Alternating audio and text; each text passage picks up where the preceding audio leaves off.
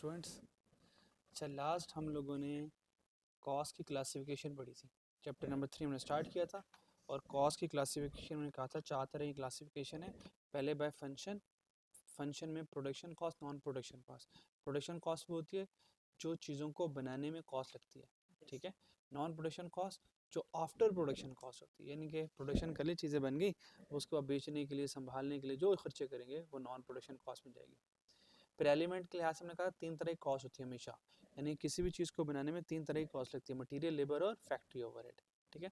Nature के लिहाज से डायरेक्ट, इनडायरेक्ट, और बिहेवियर के लिहाज से इंशाल्लाह आज हम पढ़ेंगे, ठीक है। फिर हमने पढ़ा total cost of business. Business की टोटल कॉस्ट किस तरह होती है? अगर मैं product cost plus non product cost दोनों को जमा कर लूँ, ये बिजनेस की टोटल कॉस्ट बन जाती है। फिर प्रोडक्ट कॉस्ट में 3 कॉस्ट, मटेरियल, लेबर, एफएच, और नॉन प्रोडक्ट में जिनका ताल्लुक प्रोडक्शन से नहीं है, एडमिन, सेलिंग, फाइनेंस, इनका ताल्लुक प्रोडक्शन से नहीं है। फिर हमने कहा बाय एलिमेंट, बाय हमने पढ़ लिया बाय एलिमेंट। बाय नेचर के लिहाज से हमने कहा कि मटेरियल 2 तरह का होता है, डायरेक्ट और इनडायरेक्ट। लेबर 2 तरह की, डायरेक्ट और इनडायरेक्ट। एफएच होता ही इनडायरेक्ट है और नॉन प्रोडक्ट भी होता ही इनडायरेक्ट है, ठीक है। अच्छा, अब मटेरियल, डायरेक्ट और इनडायरेक्ट के बारे में हम बात करेंगे। अब यहाँ से एग्जामिनर एमसीक्यूज पूछ सकता है इन सारों के बारे में। अगर मैं डायरेक्ट मटेरियल को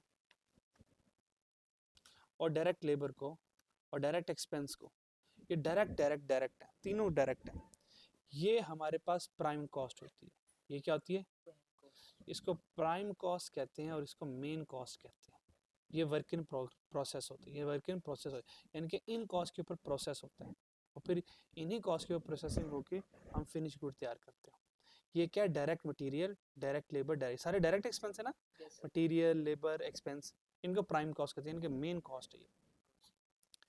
इसी तरह अगर मैं इस तरह इनडायरेक्ट को इकट्ठा कर लूँ, मटेरियल का इनडायरेक्ट, लेबर का इनडायरेक्ट और एक्सपेंस का इनडायरेक्ट, सारे इनडायरेक्ट को खर्चों को ऐड करूँ तो वो एफएच बनता है। जैसे कि मैंने ये कहा था, एफएच के सारे खर्चे होते ही इनडायरेक्ट कॉस्ट। तो अगर मैं इनडायरेक्ट मटेरियल को भी मिला लूँ और इनडायरेक्ट लेबर को भी मिला लूँ, ये सारे के सारे एफएच बनेंगे, सारे सारे एफएच। तो मटेरियल का इनडायरेक्ट, लेबर का इनडायरेक्ट और डायरेक्ट, ये और एक्सपेंस का भी इनडायरेक्ट एक्सपेंस, ये क्या बन जाएंगे? Factory overhead. डायरेक्ट वाले कौन बनेंगे? Prime cost. इनडायरेक्ट वाले कौन बनेंगे? देखो याद होता है माइंड में, देखो माइंड में रखो, याद होता है। सारे डायरेक्ट जो है वो हमारे प्राइम है और जो इनडायरेक्ट है वो है एफएच। और अगर मैं डायरेक्ट और इनडायरेक्ट मिला लूँ, डायरेक्ट और इनडायरेक्ट मिला लूँ, डायरेक्ट और इनडायरेक्ट मिला लूँ, तो सारे डायरेक्ट मटेरियल, सारे डायरेक्ट लेबर, सारे डायरेक्ट एफएच, ये प्रोडक्ट कॉस्ट बनते हैं। यानी कि प्रोडक्ट कॉस्ट को मैंने सिंपल में क्या कहा था? Material, labour, FH. जब मैं कहूँगा ना मटेरियल, लेबर, एफएच, इसका मतलब डायरेक्ट और इनडायरेक्ट दोनों के साथ ऑल। तो all material, all labour, all FH का मतलब ये प्रोडक्ट कॉस्ट बनेंगे। जैसे कि मैंने आपको यहाँ पे बताया था, प्रोडक्ट कॉस्ट में क्या होगा? मटेरियल, लेबर, एफएच, डायरेक्ट भी और इनडायरेक्ट भी, डायरेक्ट भी और इनडायरेक्ट। Done, okay. फिर direct labour, direct expense, direct labour, direct expense और एफएच को कन्वर्जन कॉस्ट कहते हैं। क्यों कन्वर्जन कॉस्ट कहते हैं? क्योंकि direct labour, direct expense, material को ये हजरात कन्वर्ट करते हैं फिनिश गुड में, ठीक है। कौन मटेरियल को, शर्ट है, हम शर्ट बना रहे हैं, शर्ट हमारा फिनिश गुड है, आउटपुट है, और उसका रॉ मटेरियल कपड़ा है, कौन कपड़े को शर्ट तक पहुंचाएगा? कौन पहुंचाएगा? लेबर, डायरेक्ट एक्सपेंस और एफएच पहुंचाएगा। इसलिए इसको कन्वर्जन कॉस्ट कहते हैं। कन्वर्जन कॉस्ट का मतलब to convert from raw material into the finish good. Conversion cost mean to convert raw material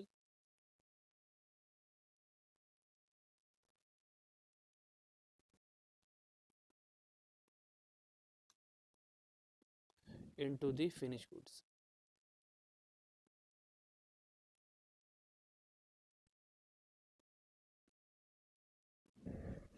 ये जो कन्वर्जन कॉस्ट होगी, ये रॉ मटेरियल को फिनिश गुड में क्या करेगी? कन्वर्ट करती है, ठीक है। अब आ जाए नेचर के लिहाज से।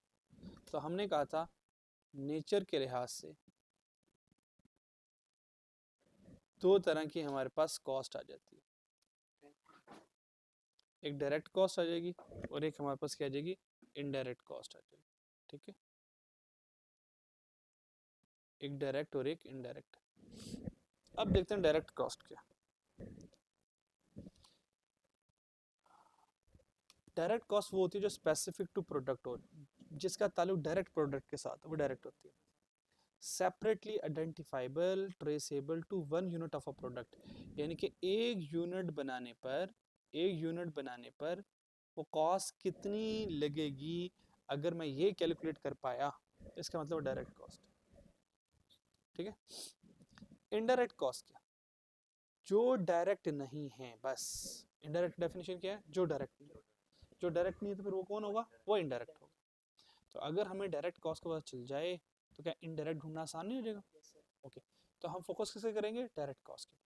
तो डायरेक्ट कॉस्ट की दो निशानी याद करनी है, स्पेसिफिक टू प्रोडक्ट, ये डायरेक्ट प्रोडक्ट के साथ जुड़ी होगी, एसोसिएट होगी, और एक यूनिट प्रोडक्ट का बनाने के लिए कितनी डायरेक्ट कॉस्ट लगेगी, अगर मैं ये कैलकुलेट कर सकता हूँ तो वो डायरेक्ट है, नहीं कर सकता फिर वो इनडायरेक्ट है। मिसाल के तौर पर ये आपको सोफा नजर आ रहा है, सोफा नजर आ रहा है।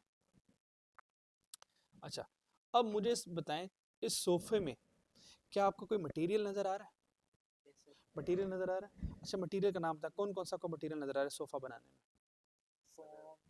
ठीक है, मान लो फॉर्म है, ठीक है, फॉर्म है, और अगर लेदर का तो लेदर रॉ मटेरियल हो जाएगा, क्लॉथ है तो क्लॉथ रॉ मटेरियल होगा। तो मटेरियल में आपको दो तीन मटेरियल नजर आए, तो सबसे पहले आपने कहा मुझे सर क्लॉथ है, फिर आपको फोम नजर आया, फिर इसके अंदर फ्लफी सा फोम भी है, और ये लकड़ी का फ्रेम भी तो होगा, तो इसको मतलब आपको वुड नजर आई। अच्छा, मुझे ये बताएं, एक सोफा बनाने में कितना कपड़ा लगेगा, मैयर हो सकते हैं, हो सकता है यार, कटिंग करेंगे ना तो चल जाएगा यार। बनने को नहीं तो वैसे तो कर सकते हैं। मान लो कि मैंने एक सोफा बनाने पे कितना कपड़ा इस्तेमाल किया है, कि ये पता चल सकता है। से पहले से बात करें तो पता नहीं। मैं कह रहा हूँ एक सोफा, आपने ना ज़्यादा कपड़ा ले लिया, मान लो आप कपड़ा काट काट के लगाते रहे, एक सोफा बना लिया, क्या एक सोफा बनाने के बाद पता नहीं चल जाएगा कि यार इस सोफे को इतना कपड़ा लगेगा। अब जितना कपड़ा पहले सोफे पे लगा, दूसरे पे भी उतना लगाना हमने। हाँ, मैं ये कहना चाह रहा हूँ कि एक सोफे के ऊपर कितना कपड़ा लगेगा, क्लॉथ कितना लगेगा, क्या ये डिटरमिन हो सकता है, यस हो सकता है। फिर मान लो मैं कहता हूँ कि एक सोफा बनने पर ना 6 मीटर कपड़ा लगेगा, मान लो 6 मीटर लगेगा, क्या 1 मीटर की कॉस्ट पता होती है आपको, 1 मीटर कपड़ा कितने का होता है मार्केट में, मार्केट पर मीटर कपड़ा मिलता है ना, तो 6 मल्टीप्लाई बाय पर मीटर कॉस्ट कपड़े की मान लो कि 500 रुपये है, तो 6 × 500 करूंगा तो भाई कपड़े की कॉस्ट आ जाएगी। इसका मतलब एक सोफे पर कितना कपड़ा लग रहा है, क्या मैयर हो सकता है, तो इसका मतलब फिर क्लॉथ डायरेक्ट होगा। अच्छा, एक सोफा बनाने में फोम कितना लग रहा है पता चल सकता है, इसका मतलब फोम अगर पता चल सकता है तो फिर ये भी डायरेक्ट होगा। अच्छा, एक सोफा बनाने में कितनी लकड़ी इस्तेमाल होती है, क्या पता चल सकता है, लग सकता है। तो ये क्या होगा, डायरेक्ट कॉस्ट, मेन कॉस्ट। अच्छा, इस पे पॉलिश भी तो लगी होगी, अब पॉलिश कितनी लगी होगी क्या ये पता चल सकता है। वो तो एक डब्बे के अंदर कॉमन सी सारी पॉलिश पड़ी होगी, और कपड़ा भिगो भिगो के लगा रहे होंगे पॉलिश, अब किस पे ज्यादा लग रही है, किस पे कम लग रही है। अगर आप करना चाहो तो फाइंड कर सकते हो, पर ये इरिटेटिंग होगा ना। और कितने की पॉलिश होगी, मतलब 10 रुपए की, 20 रुपए की, 100 रुपए की, किसमें 100 किस, तो जो पॉलिश होगी वो कॉमन आइटम होगी, वो वो कॉमन आइटम, वो स्पेसिफिक टू द फर्नीचर, इसके लिए नहीं होगी, वो टेबल के लिए भी वही पॉलिश चल रही होगी, अलमारी के लिए भी वही पॉलिश चल रही होगी। तो पॉलिश मेरे पास क्या आ जाएगा, क्योंकि पॉलिश क्या है, स्पेसिफिक नहीं है, ये तो कॉमन टू ऑल प्रोडक्ट है। अच्छा, ग्लू इस्तेमाल हुई होगी, ग्लू के बारे में क्या ख्याल है, डायरेक्ट होगा या इनडायरेक्ट होगा, ग्लू नजर आ रही है, एक यूनिट में कितनी ग्लू लगी कोई पता नहीं है, ज्यादा लगा लो कम लगा लो, ठीक है। और इसके अंदर कील भी तो लगे होंगे, नेल भी लगे होंगे, अब वो क्या होगा, ठीक है। आपको समझ आया डायरेक्ट और इनडायरेक्ट। अच्छा, direct material indirect material clear हो गया।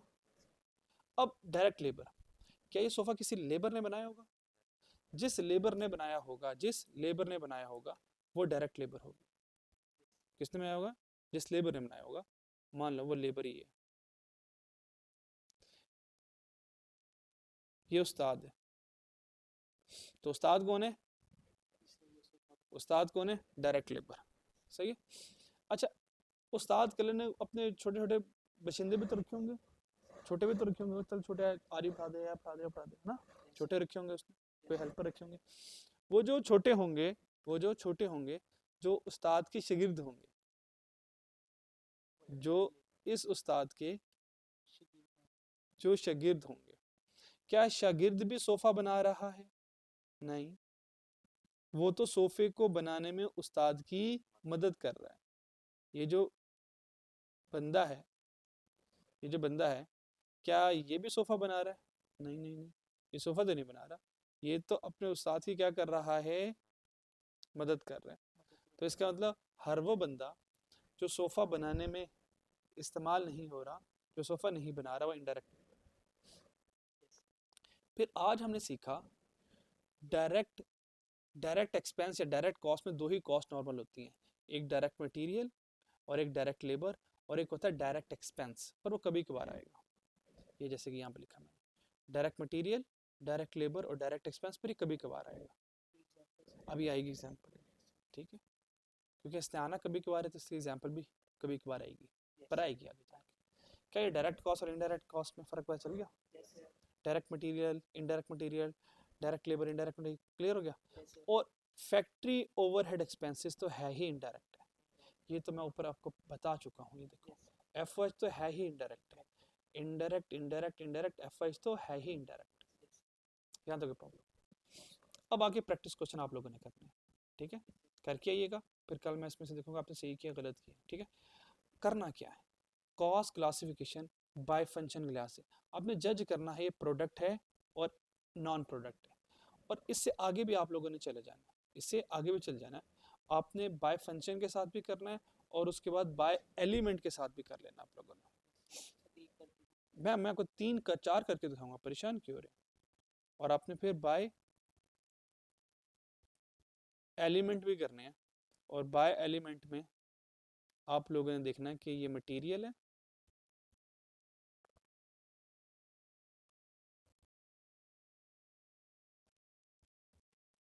ये लेबर है, और ये एफ है, ये करना है।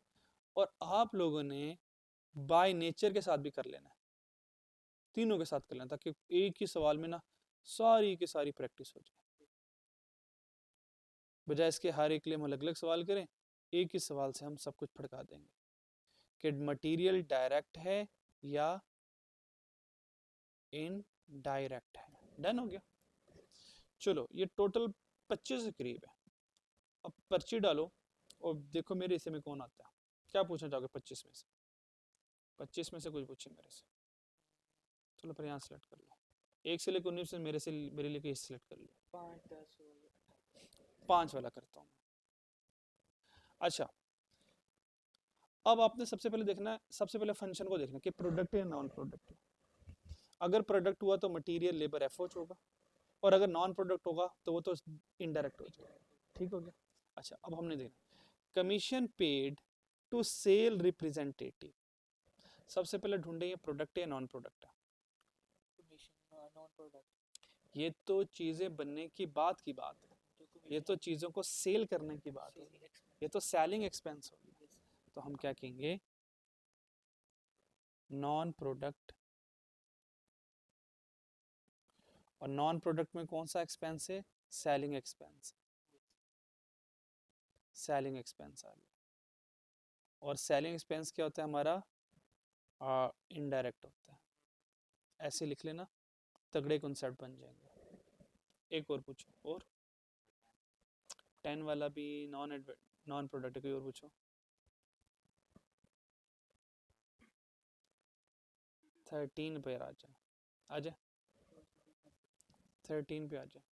13 पे वो कह रहा है इंश्योरेंस ऑफ कंपनी प्रेमिसेस। क्या कह रहा है, इंश्योरेंस इंश्योरेंस एक्सपेंस है, पर इंश्योरेंस किसकी की है, कंपनी की।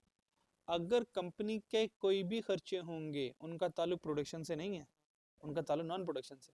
और अगर ये लिखा होता insurance of factory premises, factory, तो फैक्ट्री का खर्चा एफ हो जाता। अगर कंपनी का फैक्ट्री लिखा होता तो कौन सा खर्चा आता, एफ होता।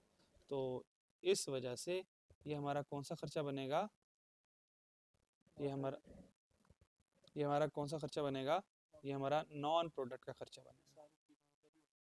ये हमारा कौन सा खर्चा, ओहो इसको तो रहने देते हैं ना। चलिए ये हमारा कौन सा खर्चा आ जाएगा, नॉन प्रोडक्ट वाला खर्चा आ जाएगा, ठीक है। पर इंश्योरेंस एक्सपेंस सेलिंग एक्सपेंस नहीं होता, यहाँ से हमें निकालना पड़ना है, ये होगा हमारे पास एडमिन एक्सपेंस, ये हमारा एडमिनिस्ट्रेटिव एक्सपेंस है। क्लियर हो गया, और पूछो। सर ये एडमिन एक्सपेंस कैसे होता है? ये आप पढ़ेंगे फाइनेंशियल अकाउंटिंग में, ये वहाँ पे सीखेंगे आप, ये आपको सर सिखाएंगे, जब इनकम स्टेटमेंट बनाएंगे ना, ये सर सिखाएंगे, थोड़ा थोड़ा मैं सिखाता रहूँगा। ऑफिस के जितने भी खर्चों की रिकॉर्डिंग होती है ना, वो एडमिन करता है नॉर्मली। सेलिंग के खर्चे बेचने पर आते हैं, इंटरेस्ट एक्सपेंस फाइनेंस कॉस्ट बनता है, बाकी इसके अलावा सारे खर्चे एडमिन के पास आते हैं। कोई और पूछो।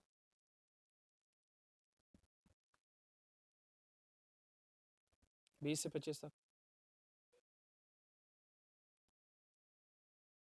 सर आप देखिए ना कि जो चलो नीचे मैं करवा देता हूँ, ये देख लो 9 वाला देख लो जरा, 9 वाला, salary of security guard in raw material house. भैया रॉ मटेरियल कहाँ पर होगा, फैक्ट्री के अंदर होगा, फैक्ट्री के बाहर होगा? हाँ, इसका मतलब salary of security guard in raw material store, तो भाई रॉ मटेरियल तो फैक्ट्री में होगा ना, तो ये कौन सा होगा, प्रोडक्ट कॉस्ट हो जाएगी, ये कौन सी हो जाएगी, प्रोडक्ट कॉस्ट हो जाएगी। अब प्रोडक्ट कॉस्ट में से कौन सी कॉस्ट होगी, हमने ये फंक्शन के साथ लगा प्रोडक्ट कॉस्ट, फिर एलिमेंट में मटेरियल लेबर एफएच, बताओ इन तीनों में से कौन सी कॉस्ट होगी, salary of security guard, security guard की सैलरी वेयर हाउस की कहाँ पे जाएगी, क्या सिक्योरिटी गार्ड की सैलरी मटेरियल है, लेबर है, तो फिर कौन होगा, ये एफओएच होगा, ये क्या होगा, एफओएच होगा। और एफओएच में क्या होगा, सैलरी ऑफ सिक्योरिटी गार्ड, ये इनडायरेक्ट है, तो इंसान है ना, तो ये इनडायरेक्ट लेबर है, ये क्या है, इनडायरेक्ट लेबर है, और इनडायरेक्ट लेबर कहाँ पे जाएगा, एफओएच में जाएगा, ठीक है, इस तरह से कर लोगे। चलो अच्छा, क्वेश्चन नंबर 3 है, इसको भी करना, यहाँ पर आपको ये डायरेक्ट एक्सपेंस वाली आइटम मिल जाएगी। डायरेक्ट एक्सपेंस वो एक्सपेंस होगा, कुछ ऐसे खर्चे होते हैं उनके बगैर बिजनेस हम कर ही नहीं सकते, वो बिजनेस के खर्चे लाजमी है, जैसे कि रॉयल्टी, जैसे कि क्या है रॉयल्टी, हमने कोई फ्रेंचाइज ली तो अगर रॉयल्टी पे ही नहीं करेंगे तो हमें बिजनेस करने की इजाज़त नहीं देंगे, तो वो हमारा डायरेक्ट एक्सपेंस इस तरह का आ जाएगा, ठीक है। तो आपने क्वेश्चन नंबर 3 भी प्रैक्टिस के तौर पे करना है, और इसमें देखना है मटीरियल लेबर एक्सपेंस क्या है, इसमें आपने नंबरिंग दे देनी, जैसे कि मैंने लिखा 5 वाला कौन है, नॉन प्रोडक्ट, ठीक है, तो 5 वाला पर आ जाऊँगा नॉन प्रोडक्ट। अब नॉन ये प्रोडक्ट है, ये सारे नॉन प्रोडक्ट है।